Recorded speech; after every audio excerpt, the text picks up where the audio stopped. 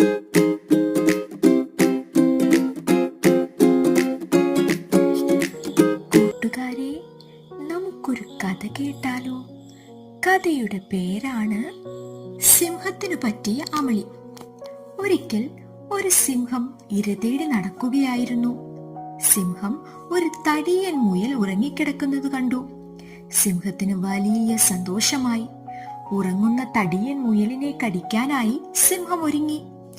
അപ്പോഴാണ് ഒരു മാൻ അതിലെ ഓടുന്നത് സിംഹം കണ്ടത്. കുറച്ചുകൂടി വലിയ ഇരയാണല്ലോ മാൻ, അതിനെ പിടിച്ചു കളയാം.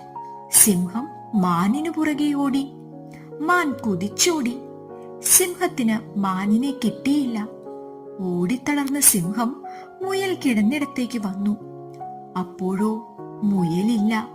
മുയൽ ഉണർന്ന് ഓടിപ്പോയിരുന്നു.